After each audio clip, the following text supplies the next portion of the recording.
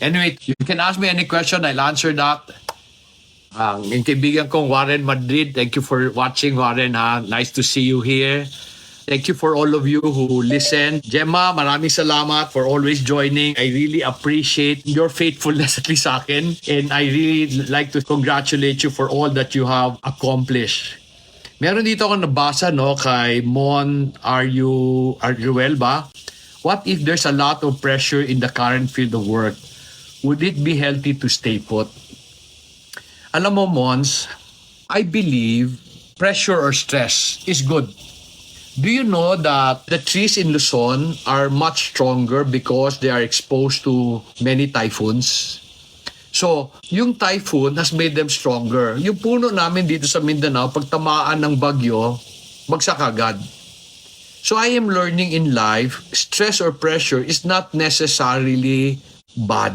However, there's a breaking point in everything, no? Pero sa ating mga tao, the reason why malakas ang pressure, it's all in the mind. Or at least majority is in the mind. Well, let me explain this. Marami today complain about having mental health problems. Ako, ang feeling ko, dapat wala masyado. Alam mo ba, nagpapahirap sa trabaho natin, our emotions. For example, you don't like your boss. You know that the job becomes harder. You don't like your job. You feel ang liit ng sweldo mo. Then the job becomes harder. However, if you believe na sabi mo, okay, my boss is rude. Pero how can I become a better person in spite of my boss being rude? Di ba? Then you can now use the situation to your advantage. Supposing sabi, daming trabaho. Alam mo, wala talagang napapagod sa dami ng trabaho. Hindi nakakapagod yan. In fact, maganda yun, di ba? Daming trabaho, napagod ako, paggabi tulog na ako. Di ba? Mas maganda yun. What really stresses us is the way we look at our job in our situation. Kanina sabi ko sa inyo, I'm going through something very painful. And I cannot just share that with people. However, I just decided, how can I become a better person in spite of? Do you understand what I'm telling you? So yung pressure is something that we can manage if we have the proper perspective. Diba, sabi ko kanina, I don't know if you heard yung tinuturo ko at the start. Okay? Love is only given to the unlovable. Many times, the people close to me, they're unlovable. Then I just decide, I want to be a better person, so I will learn to love the unlovable. Mamaya, when you learn the unlovable, they become loving also. So yun lang tingin ko, Mons, I'm not saying that, kung for example, nasi-stress ka na talaga dyan, sobra na, unfair, then you go. However, pressure should not decide you staying or leaving because you can use it for your good.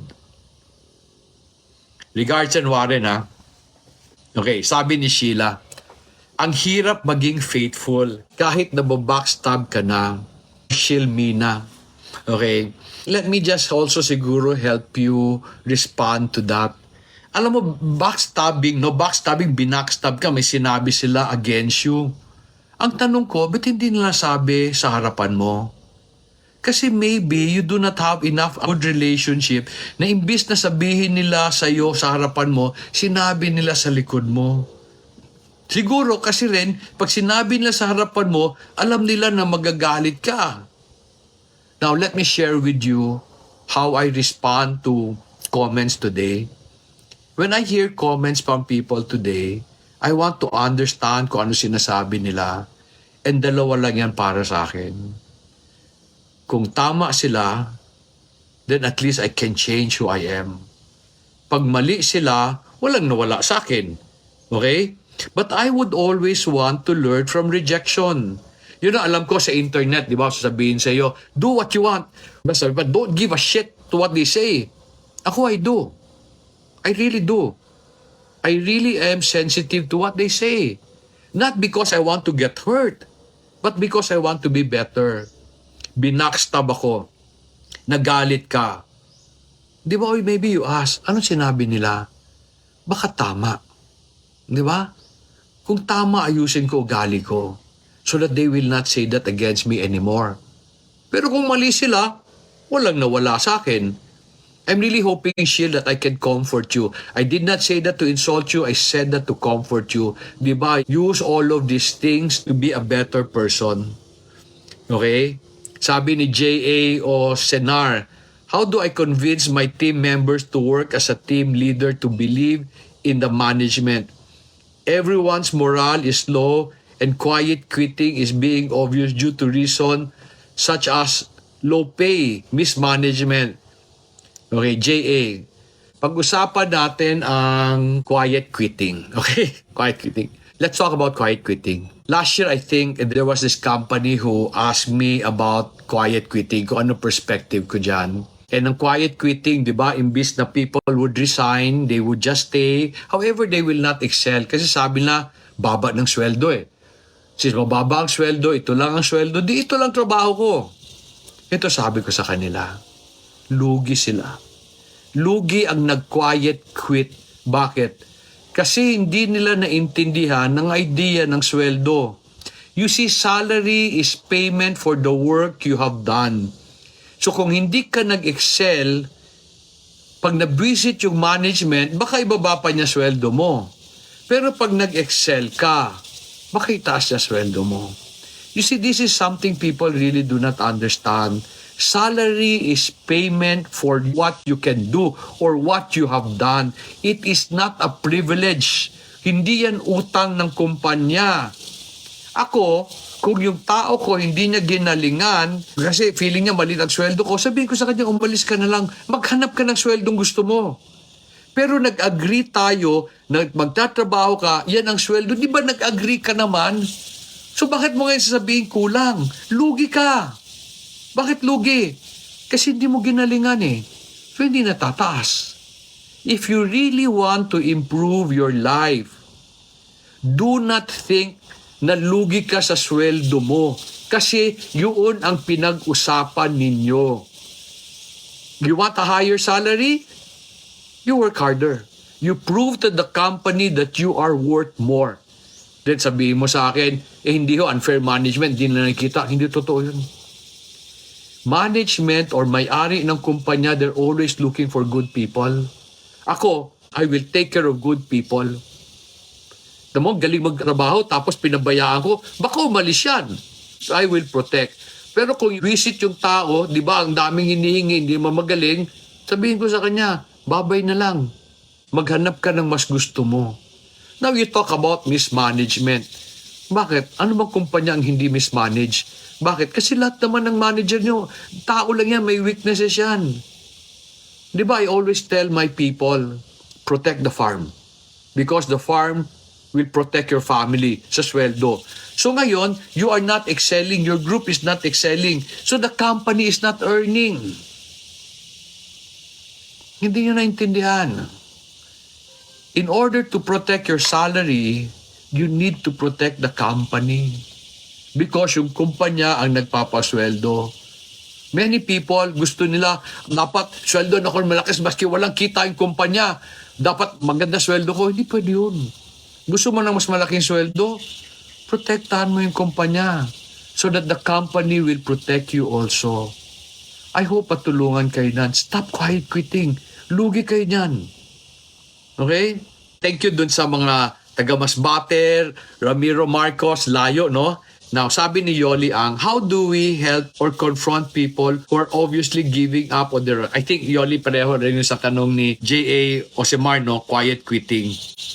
Ellis asks, best advice bilang OFW sa Taiwan of 6 years. I'm 36 years old. Kung okay ba, for good, okay na po ba? Okay, Ellis, ako, I wish you'd all go home. Pero sabihin nyo, no? Kulang kita ko eh. Alam mo, ang negosyo, hindi naman yan sa laki ng puhunan eh. Nasa abilidad yan magpalaki. So, siguro to just answer you, let me share with you a story I had when I was in Qatar. There was this very, very nice couple. Okay, si Haris at saka I think the wife is Kat. I'm sorry if I forgot, no? They were very nice and they were telling me na, Sir Dong, gusto na ho namin umuwi sa Manila kaso kulang pa ho ang passive income namin. Kasi ang turo sa kanila, magkaroon ng maraming condominium rental apartments para may passive income sila. There's nothing wrong with that. However, sabi niya, hindi pa ho enough, kulang pa, maliit pa. Tapos tinanong ko yung misis, ano ka ba? Ano trabaho mo? So sabi niya, I'm a nurse. Ang specialization, diabetes. The husband, si Harris, was a paramedic nurse, okay, in Qatar. So sabi ko sa kanila, alam mo, kung ako kayo, uuwi na ako. I believe you have 5 million pesos because nakabili na sila ng ibang kondo eh. 5 million pesos will help you put up a dialysis center.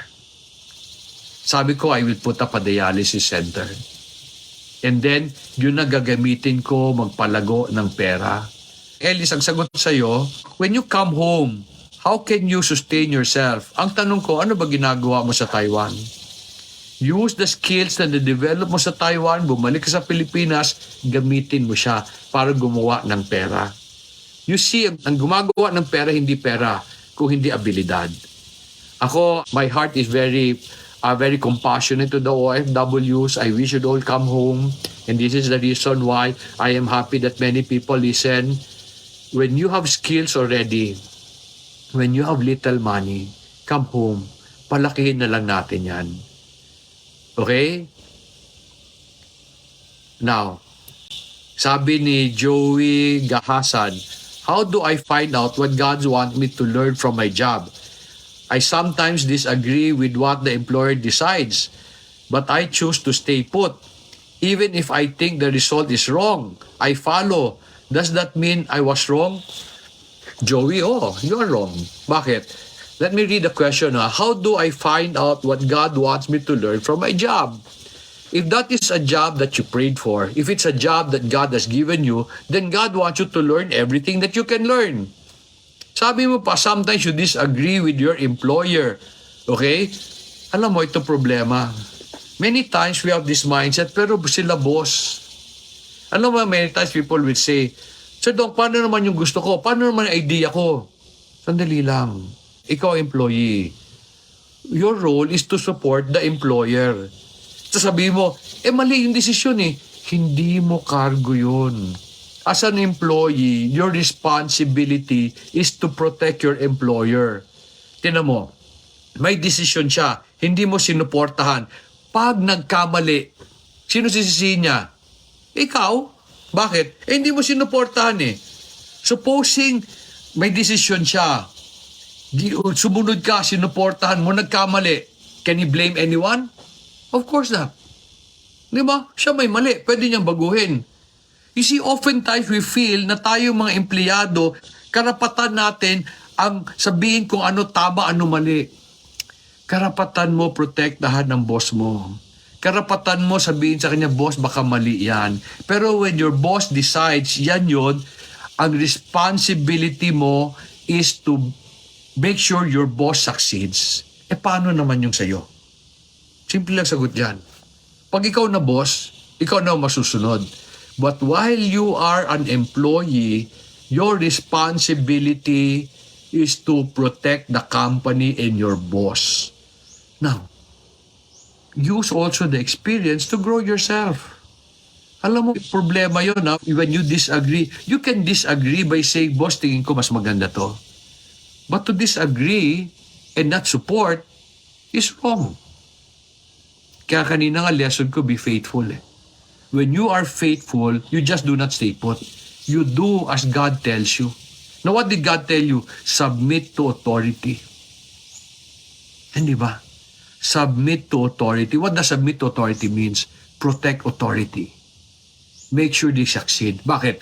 Kasi pag nag-succeed yung authority mo, pag nag-succeed yung boss mo, sino makikinabang? Ikaw din naman, di ba? Pag nag-succeed yung kumpanya, di ba? Makikinabang ka rin naman ha. I am saying this to all employees who are listening.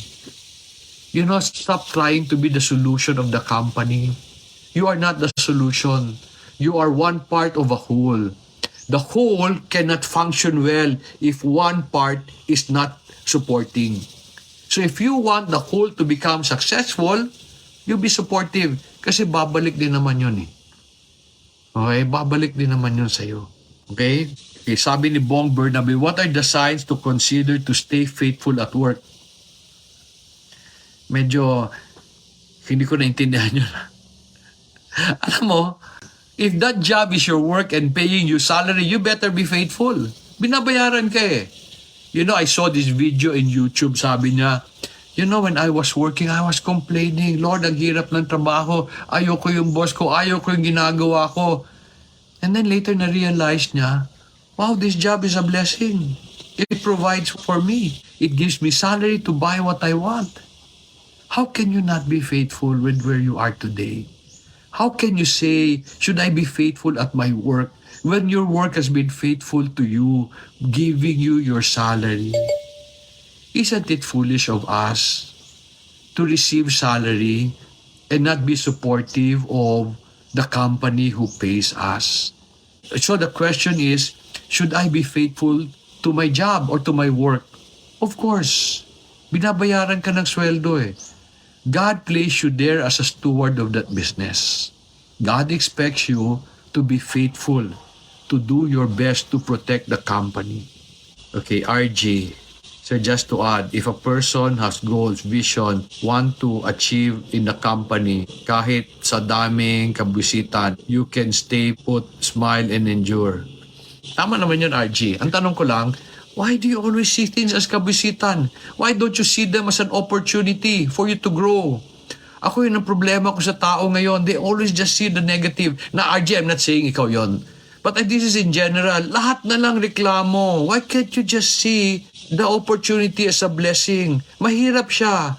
But diba, nag-grow ka pag mahirap?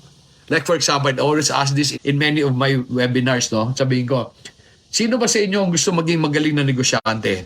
Sino sa inyo gusto maging magaling na negosyante? Most of you will raise your hand. So I ask, doon sa mga gusto maging magaling na negosyante, sino sa inyo ang enjoy pag may problema?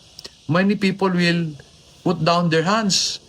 Tapos sabi ko sa kanila, alam mo, kung binaba mo yung kamay mo nung tinanong kita, sino ang enjoy pag may problema, huwag ka na mag-ambisyon maging magaling na negosyante. Bakit? Yung mga gagaling na negosyante, Elon Musk, Steve Jobs, kaya sila gumaling dahil maraming problema. Ikaw gusto mong gumaling na negosyante pero ayaw mo ng problema.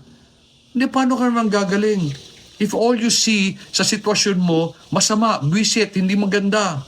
Now look at them as opportunities, problems. They grow your abilities. They give you the opportunity to become better in your skills and in your character.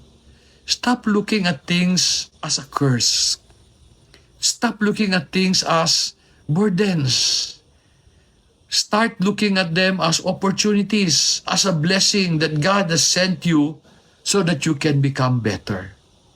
Di ba? Okay, Sam Sigera, thank you for watching from Davao. I hope okay kayo sa Davao.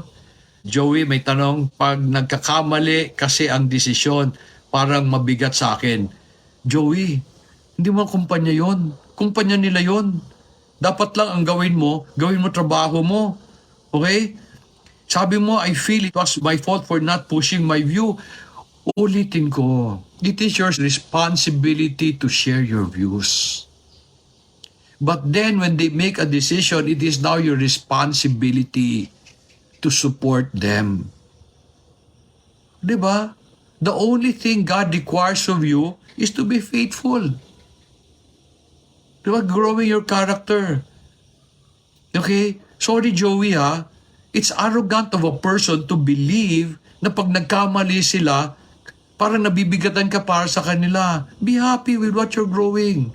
Maybe it's something you should also need to learn. Humility. To support them.